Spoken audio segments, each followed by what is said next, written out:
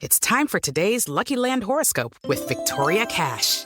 Life's gotten mundane, so shake up the daily routine and be adventurous with a trip to Lucky Land. You know what they say, your chance to win starts with a spin.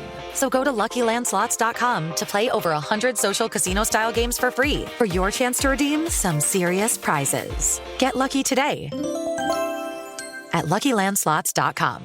No purchase necessary. VGW Group. Void where prohibited by law. 18 plus. Terms and conditions apply. Welcome to the Man Cave Podcast with Dan Casper. He is Dr. Austin Crow from Chippewa Valley Orthopedics and Sports Medicine joining us here this morning. How we doing, Austin? I'm doing great. Beautiful day out there. It is, man. It is. Hey, we got to lead off kind of with the big one in Wisconsin sports right now, Christian Yelich. And I know we've talked quite a bit about back injuries. And Christian Yelich out right now with what they're calling back inflammation, lower back. Now, yesterday there was reports that he could potentially go under season-ending surgery with that back injury. Now they're saying he's going to try the non-surgical comeback, but still surgery in the off-season is in play. When you hear that type of stuff, and I know back injuries are finicky, as we've talked about quite a bit over the years, what are maybe some of the issues that are popping up, or what kind of stands out to you that could be the problem with Christian Yelich right now? I mean, the two most common would be some issue with the disc, so a disc herniation or, quote, bulge that's pressing on one of the exiting nerve roots, and that causes what people call sciatica or what we call a radiculopathy. And that can certainly be an irritant, and they can wax and wane, and that sometimes explains how athletes are able to play, and then they have a flare-up, and then it kind of keeps them out again. So that certainly would be pretty high on my list. More concerning would be an issue that goes beyond just like a disc herniation where you're actually having degeneration of that disc or arthritis in the back facet. So it's spondylosis or degenerative disc disease, and that's, basically arthritis of the back, which you think of as like a disease of really old people, but people can certainly get at younger ages degenerative discs and spondylosis in the back. If that's the case, it's much more significant because the surgery would mean a fusion. I think that'd be unlikely because he doesn't have any history of back surgery that I'm aware of. So at that age, without a previous surgery, I think it'd be unlikely it'd be that. So my guess is this is going to be disc related. Even in what's called a microdiscectomy, where they are minimally invasive, they take just a little bit of bone out to get access to it, take the disc herniation out. That's still a significant surgery. Back surgery is always significant. So I'm sure they'd like to avoid it if they can, but clearly, when these become recurrent, that's when athletes start looking at taking bigger steps. Yeah, I was reading a little bit, too, that one of the reports or one of the sources said, because he had missed a month earlier this year with the back issue, and there was some optimism saying that this maybe could be a shorter injured list stint, which to me is like, okay, if we're talking about surgery one time, and then we're talking about maybe less than a month on the injured list, it seems to be pretty wide open, pretty variable right there. Is that just because back injuries are so hard to kind of figure out a timeline with it because they're pretty finicky? Yes, it can be that, and then certainly also the severity of the symptoms that he's having. So, some people will get like a little flare-up where it's just literally pain in the back, and then it can be the point where they actually have symptoms that are affecting the nerve, which can even result in weakness. So those more drastic ones are things that we say, hey, surgery is really something we got to entertain, versus it, quote, just hurts. And then people are going to be more likely to kind of, try rehab it or whatever. But, with these guys, they're certainly always going to do, the least invasive thing that they can, like all patients. That's everyone's goal when we deal with stuff, is to be, as minimally invasive as possible. So the hope is he can get without it. But clearly he's having significant waxing and waning of the symptoms. I think that's probably what's driving this kind of, roller coaster, if you will. Right. Yeah. It's just, and then because he had some Yelich a couple days ago, some comments where it kind of painted a picture. He kind of alluded to like, would like to maybe get something done so this doesn't affect me in the future and that sort of thing. Right. Yeah. I saw that same thing. Yeah. Yeah. I didn't know if that was like, is there, that magical surgery where it wouldn't affect him in the future or something like that?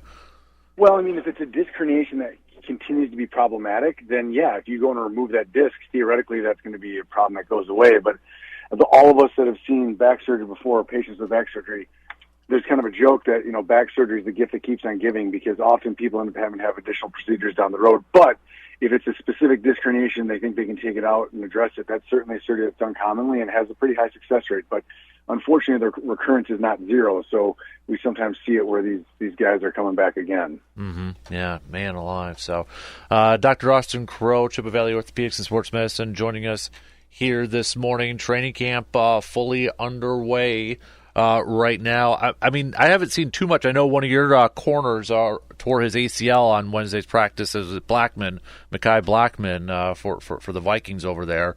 But it seems to be fairly quiet right now. But, I mean, a couple players I want to talk to you about making returns this year. Joe Burrow is out there. Are you still a little concerned potentially, how he's going to look? And then how about Anthony Richardson, too, the quarterback from the Colts last year? Remember, he had that shoulder injury, and apparently he's got no limitations right now. Isn't expected to see any limitations. Is there anything that we should really maybe kind of pay attention to when it comes to those two quarterbacks? Yeah, I mean, I think with Richardson, as we know, is the AC joint that he had done. I would fully expect him to get back. I don't envision it being an issue on that end. Conversely, well, I guess you don't say that for sure, because there are times that people can have issues with any surgery. So I guess never say 100%. You learn that in medicine early on. Is like there's no such thing as 100%. But all these guys as they get back, I mean, we've touched on this in the past, but I mean, these guys are getting the absolute best, top-notch rehab all the way through. And I mean, their goal is number one to be as healthy as can be, but we have to also be honest. I mean, their goal is also to get back for the season, and so if they have those things in mind as they are recovering from this, is like not only do they need to get back 100%, but it's the goal is to get back for the season, and I certainly would expect that in this setting. A lot of people with fantasy football lineups are probably like pulling their hair out right now, trying to figure out who to draft, especially at the quarterback position right now.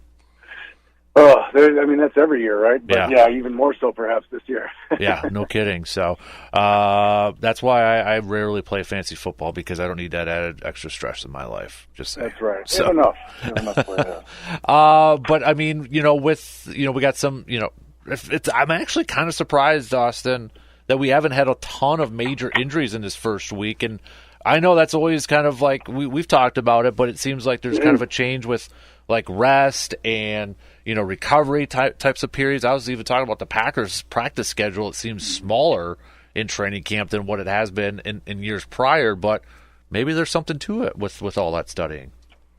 Yeah, I mean, it's going to come. I mean, not to be the doom and gloom guy, but I mean, the injuries are coming in. Like you alluded to, unfortunately, we lost one of our corners. And then we, of course, had the tragedy with one of our corners that got drafted dying in that car accident. So, we're already looking depleted in the secondary, which was not our strong suit anyway. So, as NFL teams, everyone, you look at their lineups and everyone seems pretty stacked.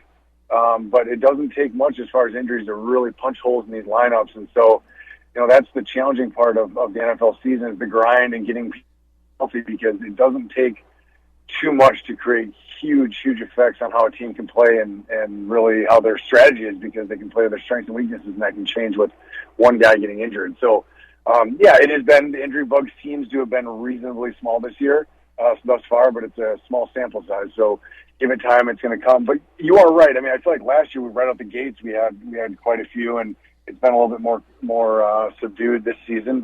And we hope that's the case. I mean, there were some injuries that were at a little bit higher spike last year, if you will, and so a law of averages, maybe some of them will be less this year, but at the end of the day, time will tell. How much do you, just to kind of wrap it up here, but how much do you pay attention to the Olympics? Is the Olympics something you get excited about every few years? Absolutely, yeah, for sure. I mean, it's as a kid growing up staying up with my dad watching the Olympics. I mean, it's fond memories, and there's always that sense of pride. And the U.S. has luckily always been pretty strong across the board. So keep an eye on the old gold medal list and seeing who's winning. But I do think that it's something that, these athletes take tremendous pride in to represent their country, and I think a lot of us still take pride in that as well. I don't know if you saw this, but I saw there was this was from I believe Time. Yeah, it was Time.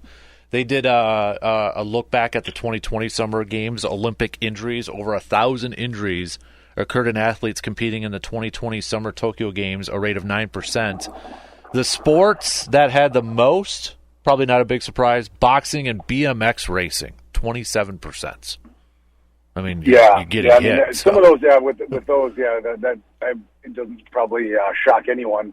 I think the one unique thing about the Olympics, I've not taken care of like direct Olympic athletes, but I've taken care of some people that are training to try make a team. And the problem for them is that timelines are really set. So let's say an NFL player, wants to be ready for the season. If they miss the first couple weeks, not ideal, but it's not the end of the world. The problem is like the Olympics. It's like if you miss the trials, you're not on the team. If you're on the team and you miss the Olympics, you're not. You got 4 years to wait, right? So when athletes are getting problems that they're dealing with, you really have a timeline crunch, and it is not really adaptable. So it creates a unique situation where the timelines are very, very strict. And so you have to sometimes adjust your treatment plan and be more aggressive one way or the other. But yeah, certainly, unfortunately, Olympic athletes are no different than anyone else. That these are people who are the best in the world, quite literally, and they're pushing their bodies to the absolute limit. So you unfortunately sometimes see whether it's just overuse stuff or it's acute injuries. Those all certainly happen to them as well. It was kind of interesting. The one sport that had the lowest, swimming 3%, marathon swimming 2%, and then diving was just 1%. So a lot of swimming down at the bottom there.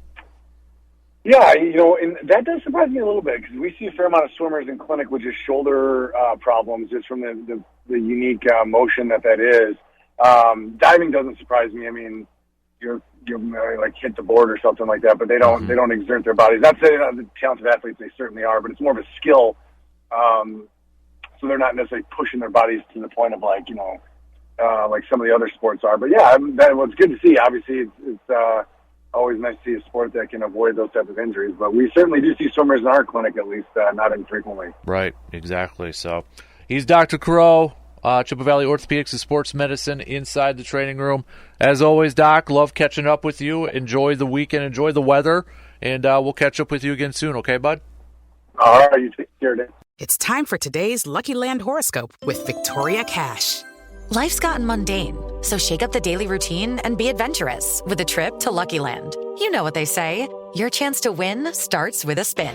So go to LuckyLandSlots.com to play over 100 social casino-style games for free for your chance to redeem some serious prizes. Get lucky today at LuckyLandSlots.com. No purchase necessary. VGW Group. Void where prohibited by law. 18+. Terms and conditions apply.